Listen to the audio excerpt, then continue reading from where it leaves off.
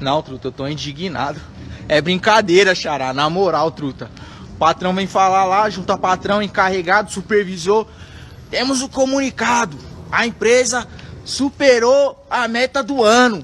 Vocês estão de parabéns. Falei, nossa, suave, vai vir uma bonificação monstra pra gente aí. Não sei quantos milhões lá, nem sei. Eu não sei nem escrever esse número, meu parceiro.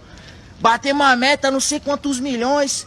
E é o seguinte, a gente tem uma surpresa pra vocês aí. Eu falei, nossa, vai vir aquele 10º recheado agora. Vou receber o 14º. Faça uma fila. Oxe, que porra é essa? Que porra de fila? Xará, os caras deu um prestígio, viado. Um prestígio pra cada um, viado.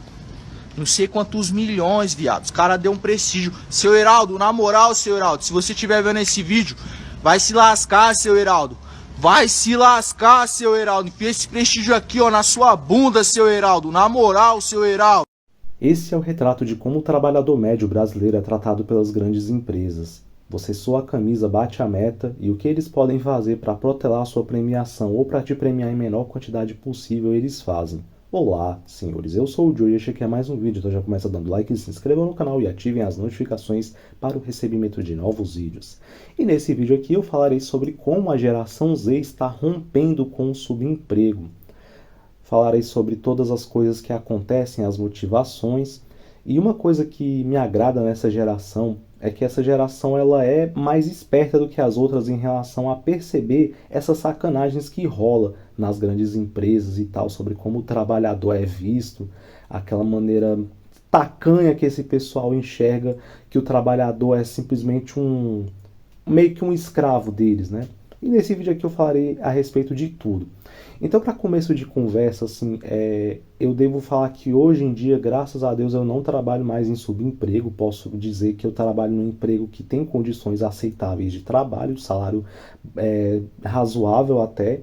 Trabalho de segunda a sexta, mas eu trabalhei 11 anos em emprego de escala 6x1, em subemprego, seja em restaurantes, seja em bar, restaurante, como auxiliar de cozinha. Já trabalhei de um monte de coisa, já trabalhei como vendedor, já trabalhei como auxiliar disso, auxiliar daquilo. Eu trabalhei desde os meus 19, 18 anos aí até meus 30, assim, em subemprego de escala 6x1. Então, assim, eu sei o que é isso, você trabalhar sem ter qualidade de vida nenhuma, você descansar só um dia na semana, entendeu? É um negócio assim que é terrível mesmo. Quando você sai, você fala, caramba, meu, como é que eu conseguia viver nessas condições, entende? E eu sei como é que funciona esse mundo. Eu já participei muito dele, inclusive no meu último emprego, quando eu subi 2 cargos, que eu participava das reuniões, a gente vê como é que funciona essa questão da pressão sobre metas e tal, e é um negócio muito sacana, assim. Então, para começo de conversa, o que eu vejo nessas grandes empresas é que elas têm uma postura mesmo de sacanear o trabalhador. Não tem outro termo, é sacanagem mesmo. Eles literalmente sacaneiam o trabalhador. Porque quando você vê aquela oferta de emprego, ela é de uma certa forma atrativa até. Não, você vai ter um ganho. O salário não é muita coisa, mas aí o que te atrai é a comissão, né? Não, porque você tem até tanto de comissão, não sei o que. Aí você fala, caramba, o negócio é atrativo. Aí quando você chega lá na vaga de emprego, a sacanagem já começa porque você sempre tem algum tipo de desvio de função. Isso daí é mato. Você trabalhou em empresa grande, seja em qual cargo for, você sempre vai pegar desvio de função. É um negócio impressionante, assim. Inicialmente você faria tais coisas, aí depois eles te colocam para fazer isso. O chefe de em cima começa a empurrar trabalho que é dele para você fazer. O patronato no Brasil, uma coisa que me incomoda é que o patronato no Brasil ele é muito explorador. Eles partem de uma cultura corporativa que ela é péssima, porque basicamente ao invés deles primarem pela boa qualidade de serviço, eles primam pelo lucro a qualquer custo. Então, para lucrar a qualquer custo, o que eles fazem? Se eu posso ter um cargo ali que tem 5 pessoas, mas ao invés de 5 eu tenho 3 que fazem um trabalho de 5, vamos deixar esses 3 fazendo o trabalho dos 5, porque para nós é mais vantajoso. Se esses 3 depois se estressarem, surtarem, a gente simplesmente manda eles embora, porque ainda que a gente tenha que pagar a rescisão de contrato, para nós é lucrativo, porque o período que eles ficaram trabalhando, fazendo trabalho de 5, a gente economizou em folha salarial. Então, ainda que a gente tenha que dar rescisão, paga o que a gente economizou. Eles pensam assim. Então eles vão deixando. Quantas e quantas vezes no último emprego que eu tava, vinha colega aqui desabafando, saia do setor dele, vinha pro meu setor e falava, cara, eu não aguento mais. Poxa, já tem 4, 5, 6 meses ali que a equipe tá desfalcada, tá com defasagem de pessoal, o chefe fala que vai contratar e não contrata, ninguém sabe. Eles ficam protelando a contratação, porque para eles é vantajoso. Por que que eles fazem isso? Porque quanto mais a empresa deixa de gastar com folha de pagamento, mais eles lá de cima ganham, porque diretores, gerentes, esse pessoal que está no primeiro escalão, eles são os primeiros a ganharem lucro em relação ao tanto que a empresa ela fatura. Então, primeiro quem ganha é o diretor, depois quem ganha são os gerentes, depois são não sei quem, depois por último lá é quem está ali se fudendo lá embaixo, entendeu? Os primeiros a ganhar são quem estão lá em cima. Então, por exemplo, a última empresa que eu trabalhei, o diretor ele ganhava até bonificações por dias que a empresa não tinha acidente, para você ter ideia. Então, sei lá, se a empresa estava há 100 dias sem ocorrer qualquer tipo de acidente de trabalhador, ele ganha X de bonificação no salário dele. Então, assim, o pessoal especulava que só de bonificação era tipo mais de metade do salário dele. Era só bonificação. A outra metade era o salário que ganhava. A outra metade era só faturamento disso, faturamento daquilo, não sei o que. Qualquer contador, qualquer meta, ele ganhava. Então por isso que fica essa pressão por meta. Por quê? Porque eles são os primeiros a ganhar. Esses diretores, esse pessoal que é do conselho administrativo, que é não sei de onde. Eles são os primeiros a ganhar. E o papel deles é ficar pressionando quem está lá embaixo para bater meta. Então, ainda que o banco lucre pra caramba, eles estipulam sempre uma meta que é muito acima do que realmente é uma média lucrativa. Por quê? Porque eles sabem que a maioria das pessoas não vai bater meta. E eles calculam isso daí para que as pessoas não batam meta sempre, para que eles não tenham que lucrar, que dividir, sei lá, a bonificação de meta. Então, sei lá, eles colocam uma meta X ali. Aí vê que muita gente alcançou, o que que eles fazem? Eles aumentam as metas para que as pessoas não batam a meta constantemente. Por quê? Porque se o pessoal que estiver lá embaixo bate a meta constantemente, eles têm que dividir das bonificações dele para dar para quem está lá embaixo, entendeu?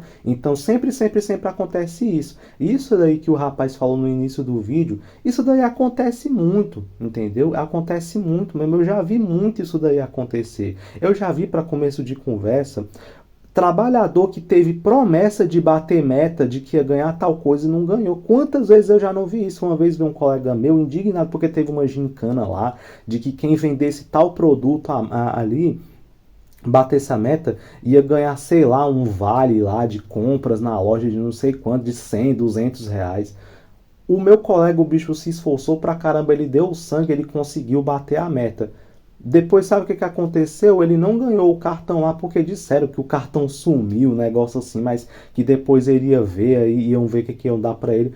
Ficaram enrolando ele 4 meses. Ele só conseguiu um reembolso em dinheiro porque ele foi até a direção da loja e foi reclamar. Falou, olha, me disseram, eu bati tal meta, ele mostrou, ele comprovou que ele bateu a meta, mostrou que não ganhou. Aí a direção foi lá no setor lá e viu o que foi que aconteceu. Não, porque o cartão sumiu. Quer dizer, se ele não fosse lá na diretora, o pessoal ia deixar por isso mesmo. Mas como viram que não tinha como, né? Porque o cartão lá, não sei o que, não dava para passar, não sei o que foi que deu lá, acharam o cartão depois. Aí não, mas aí não dava para dar esse vale para ele, aí a diretora tirou do próprio bolso e deu pro rapaz, mas só porque ele reclamou. E era tipo uma quantia, sei lá, 150, cento e pouco, não chegava nem a 200 reais. Então, assim, é uma sacanagem que rola, entendeu? Tipo, você bate a meta e o pessoal meio que caga e anda para você. Então é muita sacanagem, é muita humilhação que você sofre, é muito assédio moral, pressão psicológica em relação a metas que você vê que são metas praticamente impraticáveis de se bater, porque quando eles veem que você... E lá no meu último serviço acontecia isso direto, o pessoal batia a meta, eles no mês seguinte, olha, parabéns, todo mundo bateu meta, agora no próximo mês a meta é tanto, aí você vê, aumentou 20%, 25% da meta anterior. Por quê? Porque eles já calculam, pô, o pessoal tá batendo a meta com facilidade, então o pessoal aqui tem capacidade para mais, então vamos exigir mais deles, vamos exigir. Aí é pressão. Aí se você não bate meta, é cacetado em cima de você. Ninguém presta pra nada. Todo mundo aqui é um bosta. Vocês Então, vocês querem ficar no emprego de vocês, se vocês não querem, tem muita gente lá fora que quer. É desse jeito. Fica um mês sem bater meta, é esculacho, entendeu? E ainda que às vezes as empresas não batam essas metas aí absurdas que eles estipulam, isso não significa que eles não estejam lucrando. É isso que me deixa puto, porque quando eu via o faturamento lá nas reuniões lá, não, porque olha, a gente tem que pressionar mesmo, porque não sei o quê, porque o pessoal também acha que gerente, que coordenador, também não sofre pressão, eles são os primeiros a serem pressionados, então esse seu chefe mala aí, que às vezes vem e tal, que é teu gerente, que às vezes ele vem ali puto e vem te pressionar, é porque ele também é pressionado, então tem isso também, os gerentes também sofrem, mas é uma cretinice do caralho isso daí, porque você vê que quando você pega o faturamento, você faz a conta média. Só para você ter ideia, na última loja que eu trabalhava numa loja que era de um mega grupo empresarial no Brasil.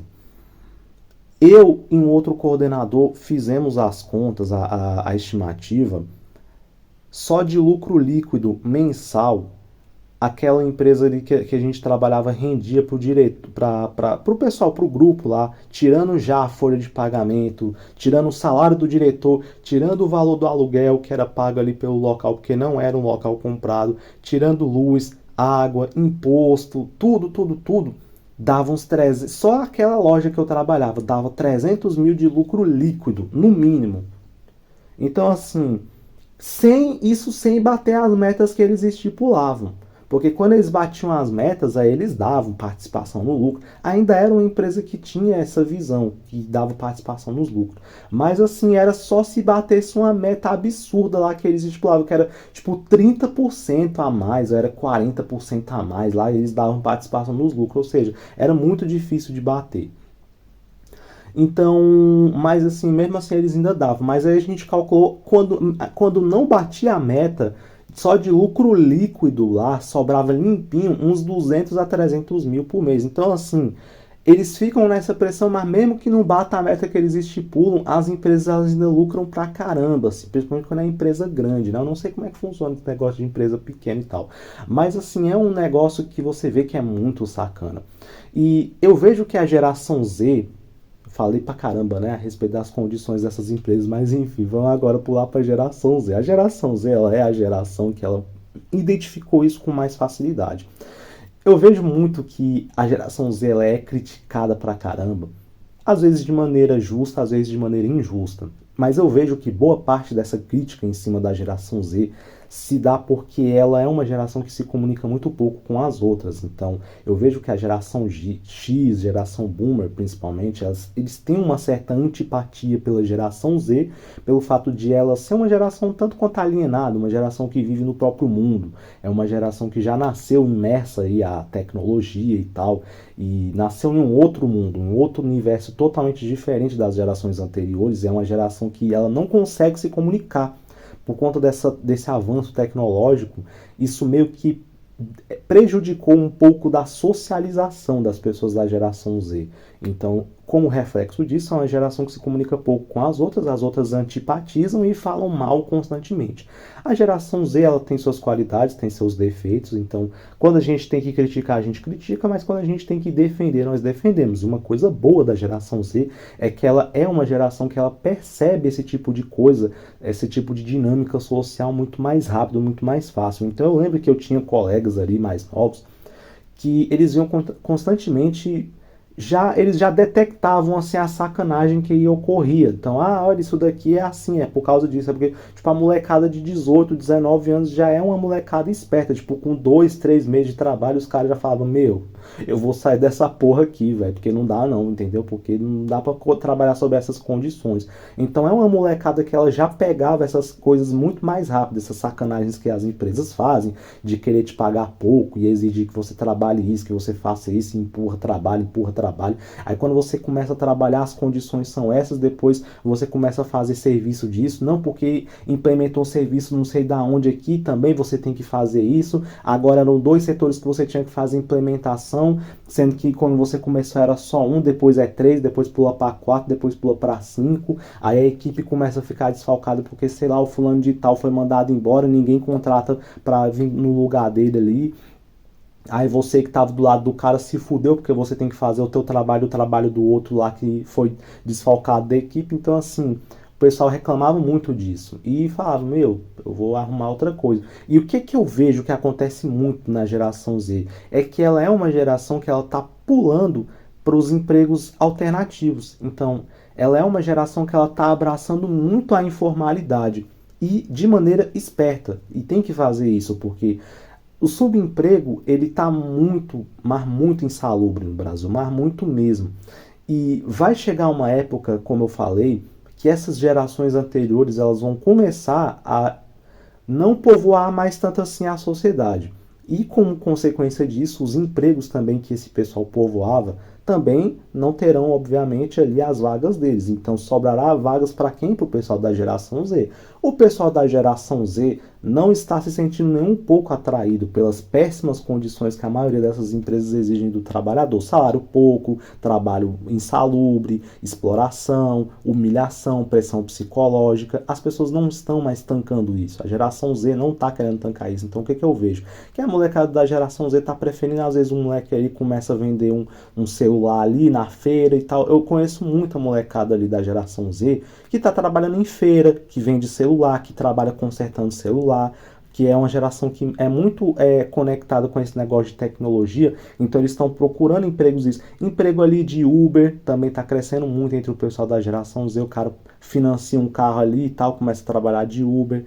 Emprego ali de, sei lá, iFood da vida, o pessoal aluga bicicleta, aluga moto e tá entregando. Tem muita molecada da geração Z também que tá pulando para esses empregos, porque ganha muito mais. Você vai continuar sofrendo? Vai, porque esses empregos também não são fáceis. Você trabalha pra caramba, você se fode pra caramba também, mas pelo menos em relação a ganho, você ganha mais do que num subemprego desse ali, trabalhando de vendedor, trabalhando de auxiliar disso, trabalhando de repositor de mercadoria, esses empregos aí que você tem que dar até a alma para a empresa ali, no trabalho, final de semana você trabalha, feriado você trabalha, condições péssimas de serviço, assédio moral, o pessoal está preferindo muito sair disso, então o pessoal está partindo muito para a informalidade, e esse será o caminho. A geração Z ela será uma geração que ela romperá de vez com o subemprego e abraçará a informalidade. Como consequência disso, as empresas, sentindo o impacto desse êxodo da geração Z em relação a essas vagas, terão de